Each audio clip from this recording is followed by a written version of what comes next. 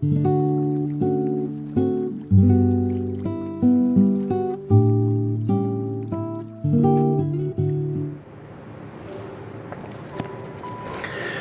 yang kasih Tuhan, suatu malam tiba-tiba pintu rumah kami diketuk oleh orang dari luar rumah. Kemudian saya segera bergegas menuju pintu rumah kami dan kemudian terdengar suara dari luar yang berkata demikian. "Selamat malam Mas, saya hanya ingin memberikan sekotak roti sebagai ucapan terima kasih."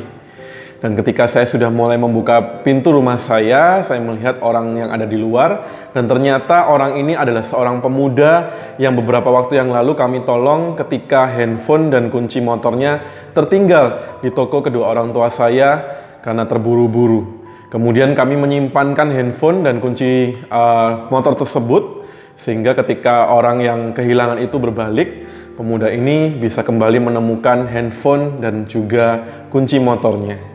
Nah, jemaat yang kasih Tuhan, pada waktu itu kami merasa sangat terberkati, bukan karena sekotak roti yang kami terima, tetapi kami benar-benar bersyukur rupanya masih ada orang yang tahu berterima kasih, yang bisa dikatakan sangat jarang ditemukan dalam masa kini. Jemaat yang kasih Tuhan, demikianlah realita kehidupan yang juga dikisahkan dalam Injil Lukas pasal yang ke-17, ayat yang ke-11 sampai dengan ayat yang ke-19. Di situ dikatakan ada 10 orang kusta yang pada zaman Yesus dianggap najis dan dikucilkan dari pergaulan, bahkan dari keluarga mereka. Kemudian mereka berjumpa dengan Yesus pada waktu itu dan mereka mengalami kesembuhan dalam perjalanan untuk bertemu dengan para imam, seperti yang dituliskan dalam ayat yang ke-14. Akan tetapi sangat miris sekali rupanya dari 10 orang kusta yang telah disembuhkan, firman Tuhan mencatat hanya 1 orang saja yang datang kembali kepada Yesus. Orang Samaria itu memuliakan Allah dengan suara yang nyaring dan dia tersungkur di depan kaki Yesus untuk mengucap syukur kepadanya, seperti yang tercatat dalam Injil Lukas pasal 17 ayat 15 sampai 16a, di mana dikatakan salah seorang dari mereka ketika melihat bahwa ia telah sembuh, kembali memuliakan Allah dengan suara nyaring, lalu sujud di depan kaki Yesus dan mengucap syukur kepadanya. Jemaat yang dikasih Tuhan, marilah saya ajak kita kembali mengingat kasih Tuhan di dalam perjalanan kehidupan kita hingga saat ini.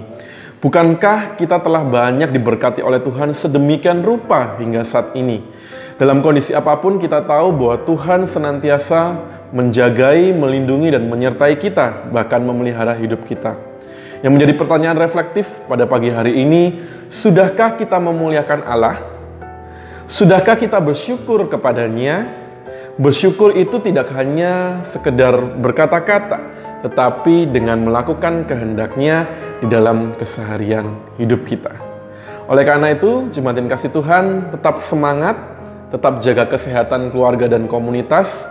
Jangan lupa kita masih berada dalam masa pandemi, tetap patuhi protokol pemerintah dengan memakai masker dan juga jarak saat berpergian di luar rumah. Tuhan Yesus memberkati kita semua.